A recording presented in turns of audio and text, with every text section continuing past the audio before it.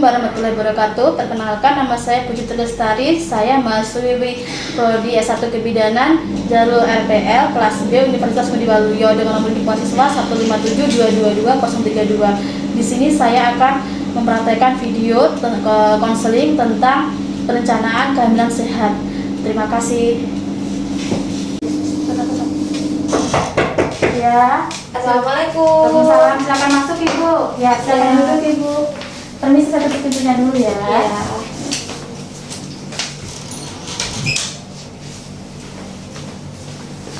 Ya, perkenalkan Ibu. Nama saya Dan Puji yang jaga hari ini. Ibu tahu dengan Ibu siapa? Saya Anissa. Ya, Ibu Anissa. Ada yang bisa saya bantu Ibu? Iya Bu, ini kan saya datang ke sini tuh rencana saya mau program ini rencana hamil. Iya. Gitu. Kalau boleh tahu sudah nikah berapa lama Ibu? Kurang lebih 3 bulan Bu. 3 bulan, oke. Saya nama lengkapnya siapa Ibu? Anissa Evlilia. Ibu Anissa. Oke. Nama suaminya? Budi Hartono. Umur Ibu Anissa berapa? 26. Oke. Umur suaminya? 27. 27 tahun ya. Alamatnya di mana Ibu? Di kilo 6. Iya, jadi Ibu sudah datang ke tempat kesehatan untuk tanya tentang perencanaan kehamilan ya Bu ya. Iya. Oke, nanti di sini saya akan menjelaskan tentang apa saja yang perlu dipersiapkan dalam perencanaan kehamilan ya. Jadi kenapa perencanaan kehamilan perlu disiapkan? Tujuannya itu agar pasangan suami istri paham tentang kehamilan sehat sehingga siap untuk menjalankan kehamilannya. Jadi nanti yang perlu dipersiapkan itu Ibu ada banyak. Yang pertama yaitu tentang persiapan psikologis ya, yang pertama itu dulu. Nah, persiapan psikologis itu apa aja? Jadi ibunya nanti harus benar-benar yakin dan mantap bahwa ibunya benar-benar ingin hamil itu dulu ya. Terus kemudian menghindari hal-hal yang menyebabkan stres.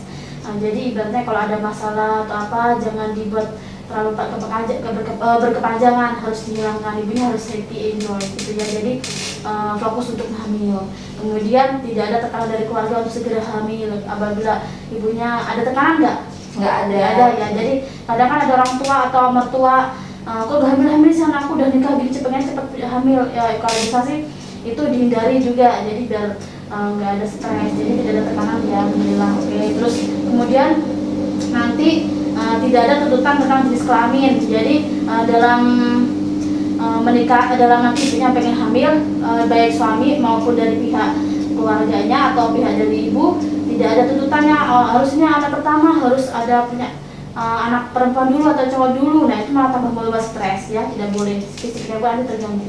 Iya Bu. Terus kemudian ibunya juga harus menghindari tentang KDRT. Ibaratnya kalau nanti sekalian suaminya ibu melakukan tindak kekerasan dalam rumah tangga, ibunya harus segera melaporkannya kepada yang berwajib ya. Terus kemudian persiapan yang kedua itu adalah persiapan fisik.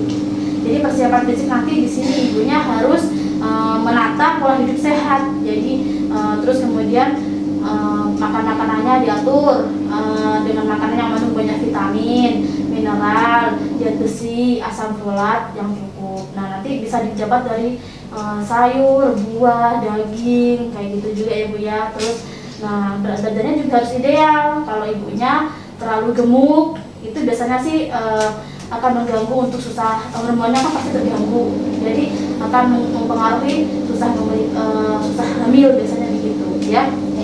Terus olahraga yang teratur. Olahraganya ibu silakan jangan terlalu olahraga yang berat, yang biasa aja, ringan-ringan aja, tapi harus teratur. Boleh jam pagi atau sore, kemudian boleh ibunya melakukan renang kayak gitu-gitu, boleh silakan. Atau yoga yang ringan-ringan gitu ya. Yang penting teratur.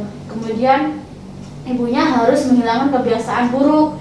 Nah seperti jika ibunya, mohon maaf ya, kalau ibunya ada kebiasaan merokok, minum alkohol, terus kemudian ibunya pernah mengonsumsi obat-obatan yang tidak baik, itu tidak boleh dilakukan, dihindari ya, di stop karena kan ibunya pengen hamil gitu. Terus kemudian ibunya harus menghindari juga bebas dari penyakit dan virus yang menular yang biasanya didapat dari hewan kayak gitu kan. Jadi nanti itu mengganggu pertumbuhan dan perkembangan janin. Seperti biasanya kalau seumpama ibu di rumahnya ada pelihara kucing, kan itu ada dia mengandung virus yang dinamakan adalah toksoplasma. Jadi ibu sebaiknya kucingnya dititipkan dulu ke keluarganya dulu aja ya, jangan ditaruh di rumah, karena ibunya kan harus mempersiapkan semuanya ini. Nah gitu. Terus kemudian jika ibunya sebelumnya ada memakai kontrasepsi juga harus dihentikan, kan ibunya kan pengen hamil. Nah, siapa tahu ibunya kemarin pas habis nikah ingin menunda dulu atau ber-KB. Jadi kalau memang ada memakai kontrasepsi ya tidak boleh ya. Terus harus juga menghindari ibunya jika suaminya maaf apa enggak suaminya? Enggak ya. Oke, bagus, sudah bagus itu. Jadi kalau ada keluarganya ibu atau keluarga ibu pergi kemanapun ada orang banyak yang asap rokok, itu harus dihindari ya. Terus